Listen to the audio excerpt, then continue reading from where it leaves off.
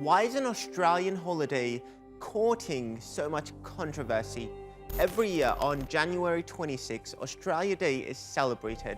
Similar to Columbus Day in the United States, it commemorates the landing of the first Europeans on the continent in 1788.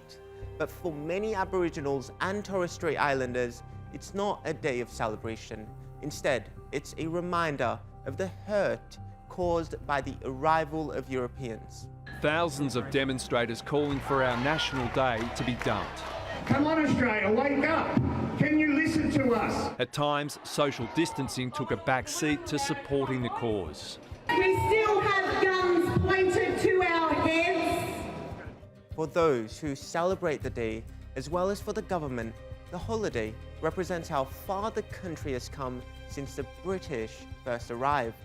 Happy Australia Day! Happy Australia Day! It means coming to the beach. How happy we are to be in the lucky country. Australia is now a nation of more than 25 million stories, each important, each to be valued and respected. So wherever you are today, happy Australia Day.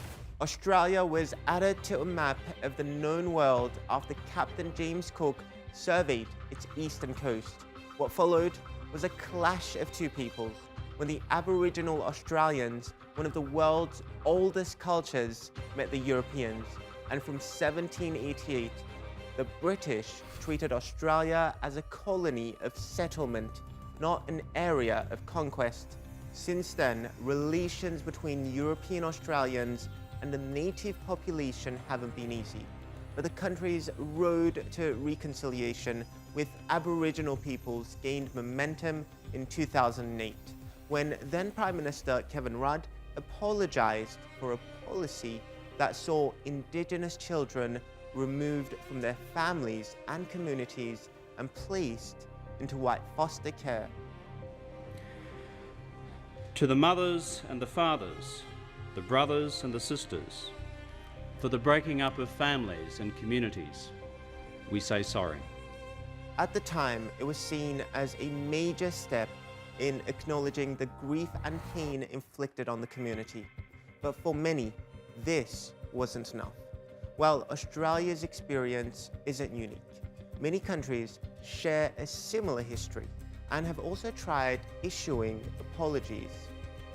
By 1914, a large part of the world had come under European colonization. Since then, many countries have attempted to come to grips with their dark past, opening up their archives.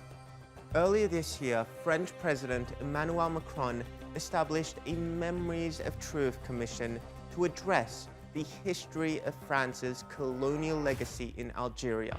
But it's important to note he stopped short of issuing an apology.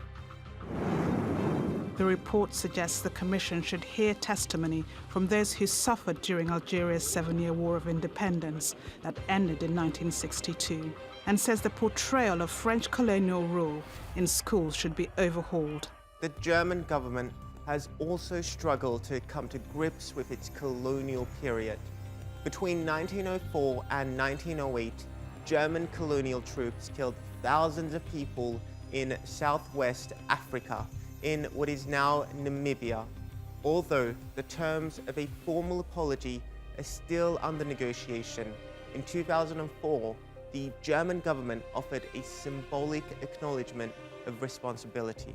Germany is part of a broader story of extreme violence, and Germany is only now beginning to reckon with that colonial past. We are just at the very beginning of even assuming responsibility for the colonial crimes of the past. In Belgium, street names commemorating colonial heroes are being changed, and statues are being fitted with explanatory panels. And there's also a growing awareness in the Netherlands. It's part of a shifting attitude, like the Change the Date campaign in Australia. They headed for the shade and listened as the push to change the date continued to gain momentum. Our black voices are starting to resonate. If your icons like Cricket Australia can refuse to, celebrate Australia Day, then I tell you what, these walls are gonna start crumbling down. So even if the date does change, it's not going to change history.